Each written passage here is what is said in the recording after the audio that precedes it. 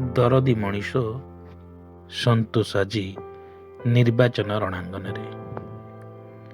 Kendrapara block ଅଧୀନସ୍ଥ ପୁରୁଷୋତ୍ତମପୁର ପଞ୍ଚାୟତ କହ୍ନେଇପୁର ଗାଁରେ ଜନ୍ମିତ ସନ୍ତୋଷ ଜଣେ ପରୋପକାରୀ ମିଷ୍ଟଭାଷୀ ମଣିଷଟି। ପିଲାଟି ବେଳୁ ତାଙ୍କର ସ୍ୱପ୍ନ ଥିଲା ଗରିବ ଲୋକମାନଙ୍କୁ ସେବା କରିବା। ତାର ଜ୍ୱଳନ୍ତ ଉଦାହରଣ ଗତ ବର୍ଷ କୋରୋନା ମହାମାରୀ ସମୟରେ ଦେଖିବାକୁ ମିଳିଛି। ସମସ୍ତେ ନିଜ ନିଜ ଜୀବନକୁ ସୁରକ୍ଷା ଦେବା ପାଇଁ ଘରେ ଲୁଚି ରହିଥିବା ବେଳେ ଦରଦୀ ମଣିଷ ସନ୍ତୋଷ ନିଜ ଜୀବନକୁ ବାଜି ଲଗାଇ ନିଜ ସ୍ତ୍ରୀ ପିଲା ସଂସାରକୁ ପଛରେ ପକାଇ ଲକ୍ଷ ଲକ୍ଷ ଟଙ୍କାର ମାସ୍କ ସାନିଟାଇଜର ବଣ୍ଟନ କରିଛନ୍ତି। ପିଲାଠାରୁ ବୃଦ୍ଧା ପର୍ଯ୍ୟନ୍ତ ସବୁବେଳେ ସମସ୍ତଙ୍କ ସହିତ ମିଶିଛନ୍ତି ଏଇ ଦରଦୀ ମଣିଷ ସନ୍ତୋଷ। ଆଜି ଏଇ ସନ୍ତୋଷ ସ୍ୱାଧୀନ ପ୍ରାର୍ଥୀ ଭାବରେ 8 ନମ୍ବର ଜୋନ୍ରେ ଜିଲ୍ଲା ପରିଷଦ ପ୍ରାର୍ଥୀ ହୋଇଛନ୍ତି। ତାଙ୍କର ଚିହ୍ନର ହେଉଛି କରତ। ଏହି ନିର୍ବାଚନୀ ରଣାଙ୍ଗନରେ ଗରିବ ଖଟିକିଆ ଲୋକଙ୍କ ରଥର ସାରଥୀ ହୋଇ ଏହି ନିର୍ବାଚନ ରଣାଙ୍ଗନରେ ନିଜକୁ ଠିଆ କରିଛନ୍ତି ସନ୍ତୋଷ।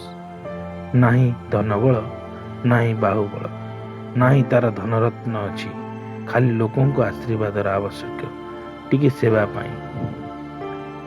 ଢୋଲ ତାଳେ ତାଳେ ଗାଁ ଦାଣ୍ଡରେ ଚାଲି ଚାଲି ଲୋକଙ୍କୁ ପୁସିଂ କାର୍ଡ ଦେଇ ଭୋଟ ଭିକ୍ଷା କରୁଛନ୍ତି ଏହି ଦରଦୀ ମଣିଷ ସନ୍ତୋଷ।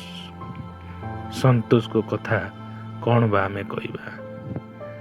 ପିଲାବେଳୁ ଯେଉଁ ସ୍ୱପ୍ନ ଥିଲା ଆଜି ଯାଏ ମଧ୍ୟ ଅଧା ରହିଗଲା।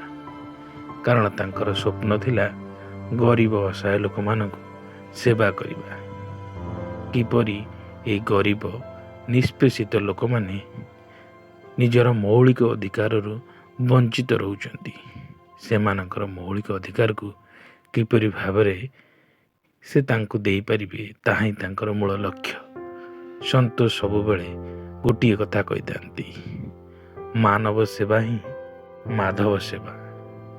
ଯଦି ଜଣେ ମଣିଷ ସେବା କରିଛି ତେବେ ନିଶ୍ଚିନ୍ତ ଭଗବାନ ତାଙ୍କ ସହିତ ଅଛନ୍ତି।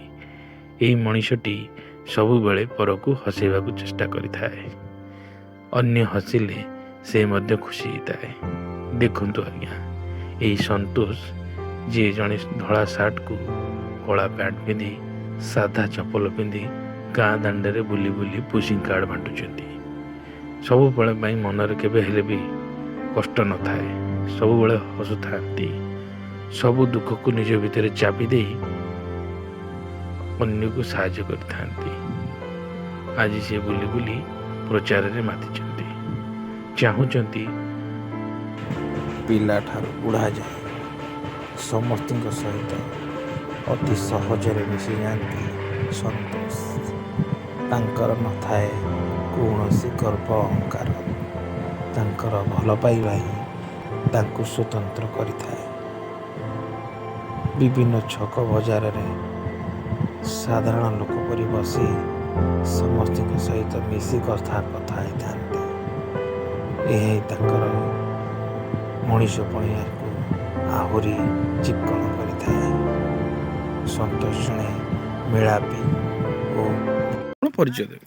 ସନ୍ତୋଷ ବେହେରା 8 ନମ୍ବର ଜୋନ୍ରୁ ଜିଲ୍ଲା ପରିଷଦ ଭାବରେ ସ୍ୱାଧୀନ ପ୍ରାର୍ଥୀ ଭାବେ ମୁଁ ଠିଆ ମାନେ ଷ୍ଟାଣ୍ଡିଂ କରୁଛି। ଆପଣ ଭିନ୍ନ ଧରଣର ଚିନ୍ତାଧାରା ନେଇ ପ୍ରଚାର କରୁଛନ୍ତି। ଆଜି ବଗଡ଼ା ପଞ୍ଚାୟତରେ ପହଞ୍ଚିଛନ୍ତି, ଗାଁ ଗାଁ ବୁଲି ଲୋକମାନଙ୍କୁ ଭେଟୁଛନ୍ତି ଏବଂ ଆପଣ ପ୍ରାର୍ଥୀ ଭାବରେ ଜଣାଉଛନ୍ତି, କ'ଣ କହିବେ ଆପଣ?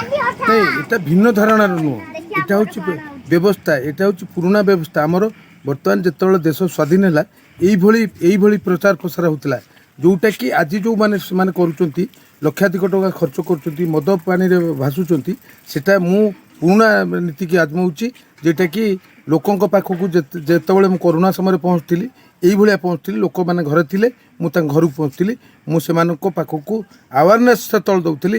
ଏବେ ବି ଆୱାରନେସ୍ କରଉଛି ଯେ ଆପଣମାନେ ଠିକ୍ ଲୋକକୁ ଭୋଟ ଦିଅନ୍ତୁ, ଆପଣଙ୍କର ସୁବିଧା ଅସୁବିଧାରେ ସାଥିକି ଭୋଟ ଦିଅନ୍ତୁ। ସେଇଥିପାଇଁ ସେଇ ଭିକ୍ଷା ମୁଁ ମାଗୁଛି। ଆପଣ ଲାଗୁଛି ଏଇ ଯେଉଁ ଅର୍ଥ ବଳ ଆଉ ବାହୁବଳ ଯେଉଁମାନେ ବଳିଆନ ଯେଉଁମାନେ ଆଜି ଏଇ ଆପଣଙ୍କ ନିର୍ବାଚନ ରଣାଙ୍ଗନରେ ଓହ୍ଲେଇଛନ୍ତି, ଆପଣ ଲାଗୁଛି ଆପଣଙ୍କ ପ୍ରଚାର ତାଙ୍କଠାରୁ ବେଶ ସକ୍ରିୟ ହେବ ଆଉ ଆଗକୁ ଯିବେ ବୋଲି ଲାଗୁଛି? ନାଇଁ ଆଜ୍ଞା, ପାଣ୍ଡବ 5 ଭାଇ, ତାଙ୍କର ପ୍ରଚାର ପ୍ରସାର ଠାରୁ ତାଙ୍କର ଯୁଦ୍ଧ ତାଙ୍କର ବଳ ଠାରୁ ଅନ୍ୟମାନଙ୍କର 100 ଭାଇ, ସେମାନେ ଯେଉଁ କୌରବ ବଂଶ ସେମାନେ କେମିତି ଧ୍ୱଂସ ହେଲେ ଆପଣ ଦେଖିଛନ୍ତି। ମୁଁ ସେଇଭଳିଆ କାମ କରିବି ଯେଉଁଟାକି ଜନହିତକାରୀରେ କାମରେ ଲାଗିବ। ମୋ ପାଖରେ ପଇସା ନାହିଁ, ମୋ ପାଖରେ ବଳ ନାହିଁ, ମୋ ପାଖରେ ବାହୁବଳ ନାହିଁ କି ଧନ ବଳ ନାହିଁ, କିନ୍ତୁ ମୋର କାମ ମୁଁ ପୁଣି ଥରେ ସେଇ ଲୋକଙ୍କୁ ଆୱାରନେସ୍ ଦେଉଛି ବା ତୁମର ଯେଉଁ ଏ ମଦମାଂସର ନଭାସି ନିଜକୁ ନିଜେ ଭୋଟକୁ ଷ୍ଟିକ୍ କରାଅ ଏବଂ ଭୋଟ ଦିଅ। ଆପଣ କ'ଣ ମୁଦ୍ଦା ନେଇ ଯାଉଛନ୍ତି ଲୋକମାନଙ୍କ ପାଖକୁ? ଗୋଟିଏ ମୁଦ୍ଦା ହେଉଛି ଆପଣମାନଙ୍କର ଗୋଟିଏ କଥା ମୁଁ କହିବାକୁ ଚାହେଁ, ଯେଉଁ ଇଲେକ୍ସନରେ କୋଟି କୋଟି ଟଙ୍କା ଖର୍ଚ୍ଚ କରୁଛନ୍ତି ସେ ପଇସା କାହାର? ତୁମମାନଙ୍କର ପବ୍ଲିକଙ୍କର ପଇସା। ଏମାନେ ମଦମାଂସ ଖୁଆଇ ଯେଉଁ ପ୍ରକାର ଆଡ଼ମ୍ବରରେ ସେମାନେ ଯୁଦ୍ଧ କରୁଛନ୍ତି ତା ଭିତରୁ ଜଣେ ଜିତିବ, କିନ୍ତୁ ଅଲଗା ଜଣେ ଯିଏ ହାରିଲା ସିଏ କ'ଣ କରିବ? ଆଉ ଯିଏ ଜିତିଲା ସେ ପଇସାଟା କେଉଁଠୁ ଆଣିବ? ଆମରିମାନଙ୍କ ରକ୍ତ ପବ୍ଲିକଙ୍କ ରକ୍ତ ପିଇକିରି ପୁଣି ଥରେ 5 ବର୍ଷ ସେ ତାଙ୍କର ଖଳନାୟକ କାମ କରିବେ। ଯେତେବେଳେ ପୁଣି 5 ବର୍ଷ ପରେ 5 ବର୍ଷ ଭିତରେ ଲୋକ ବୁଝିଯିବେ ଆଜ୍ଞା ଭୁଲ ହେଇଗଲା, ପୁଣି ଭୋଟ ଆସିବ, ପୁଣି ମଦ ପିଇକିରି ପୁଣି ସେମିତି କରୁଛନ୍ତି। କିନ୍ତୁ ଆମେ ବୁଝିବାକୁ ଚେଷ୍ଟା କରୁଛୁ, ଲୋକ ପବ୍ଲିକଙ୍କ ଇଚ୍ଛା। ଆଉ ହାତରେ ମାତ୍ର 2 ଦିନ ରହିଲା ନିର୍ବାଚନ, 2-4 ଦିନ ରହିଲା ନିର୍ବାଚନ, କ'ଣ ପ୍ଲାନିଂ ରଖିଛନ୍ତି? ଆଗକୁ କେମିତି କ'ଣ ପ୍ରଚାର କରିବେ? ଆଗକୁ ପ୍ରଚାର ପରେ ପ୍ରଚାର ହେବ, ଯେମିତି ଘର ଘର ବୁଲିକିରି ଆମେ ଭିକ୍ଷା ମାଗୁଛୁ, ଭୋଟ ଭିକ୍ଷା ମାଗୁଛୁ ଏବଂ ମାନେ ଆମର ପାଖରେ ଯେତିକି ଅର୍ଥ ଅଛି ଆମେ ସେଇ ଭିକ୍ଷା 2 ଦିନ କରିବୁ।